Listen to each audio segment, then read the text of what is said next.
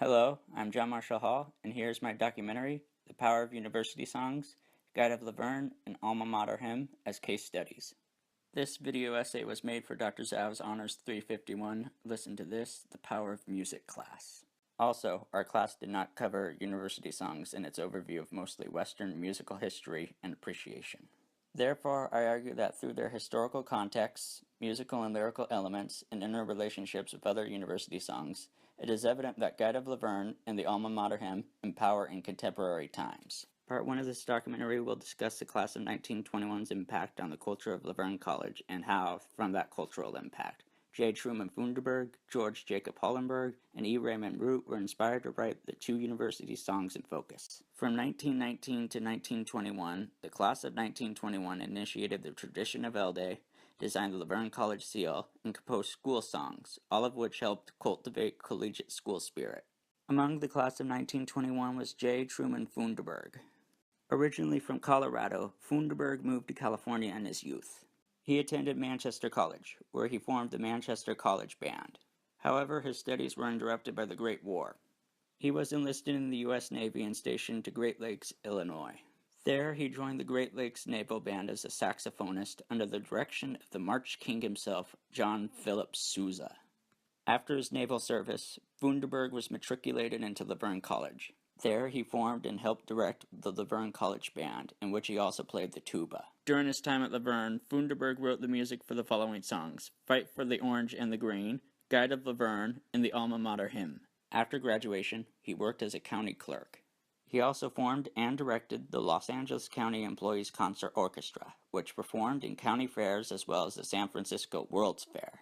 Another alumnus from the class of 1921 was George Jacob Hollenberg.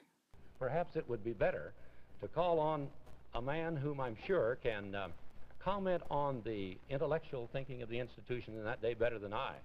Dr. George Hollenberg, who was a Laverne graduate in 1921, professor of biology at Laverne from 1924 to 1939, and now a member of the faculty at the University of Redlands. Dr. Hollenberg? Well, that sounds just like the man we're looking for. Dr. Hollenberg, just what were the intellectual issues of the 20s? Whole moral of the church, and perhaps outstanding was the controversy between science and religion as it relates to that long-worn problem of evolution. Originally from North Dakota, Hollenberg moved to California at an early age. He was matriculated into Lordsburg Academy, though it changed into Laverne Academy by the time he graduated in 1917. Shortly thereafter, Hollenberg was matriculated into Laverne College.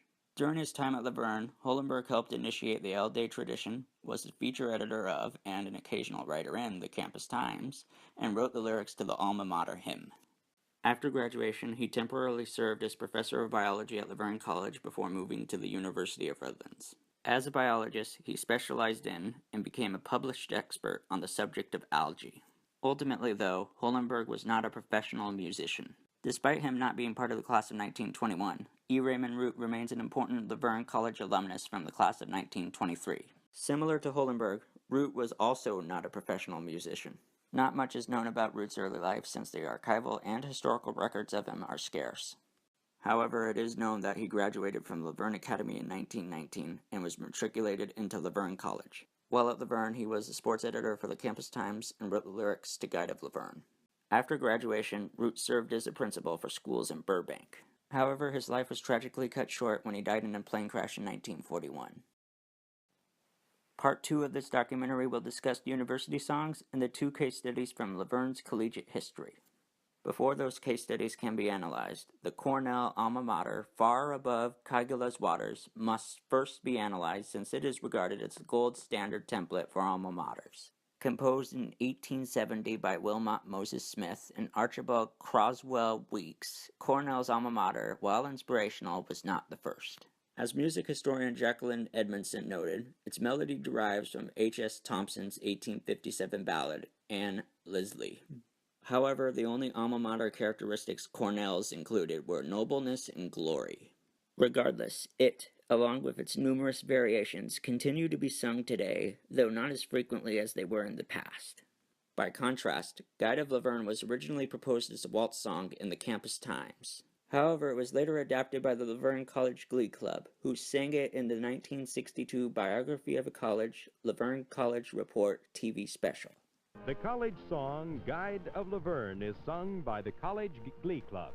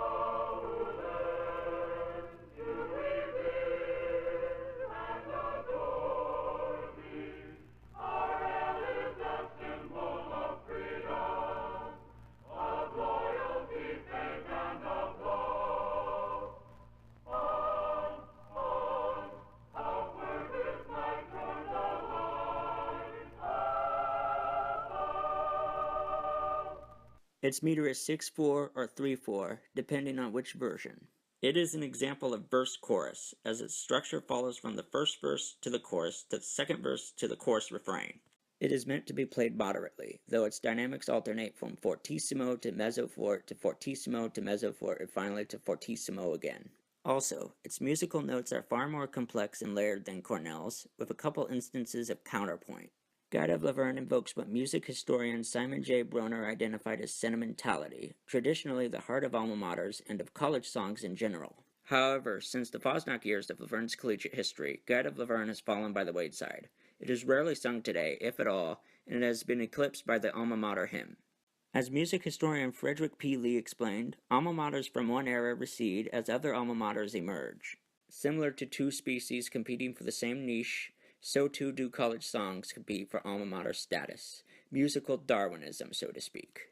On that note, the alma mater hymn also beat out a potential song early on, a song proposed by the class of 1922. The alma mater hymn was first published in the Campus Times, was intended to be a hymnal composition, and has remained that way for the most part. Its meter is 3/4 and 4/4. Unlike Guide of Laverne, but similar to Cornell's alma mater, the alma mater hymn has a simpler musical note arrangement. However, like Guide of Laverne, it adheres to the elements of Romanticism, specifically Sousa's brand of late Romanticism. It also embodies Broner's notion of sentimentality and thus rejects modernist music elements. Although not as frequently sung, the alma mater still impacts Laverne's cultural and institutional identity. It is sung at football games, convocation, commencement by the faculty and students by the university choral, and by the Laverne baseball team at their first pitch banquet with guitar accompaniment. However, as Laverne alumnus Matt White noted in the Campus Times, it was once expected of lowerclassmen to sing the alma mater upon an upperclassman's request. Also, the 2012 Campus Times editorial board claimed that half of Laverne's student body did not know the lyrics to their alma mater. As music historian J. Lloyd Winstead noted, university songs hold less prominence than they did in past eras of collegiate history.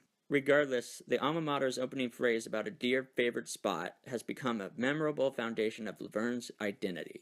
That opening phrase has been invoked by Laverne alumni and has been on 2 occasions the source of inspiration for naming on-campus dining areas. The first was once in the Supertents. The second is under construction and is due to open in the fall 2018 semester. Ultimately, the history and tradition evoked by the music, rather than any intrinsic musical properties alone, are what make a university song meaningful and impactful.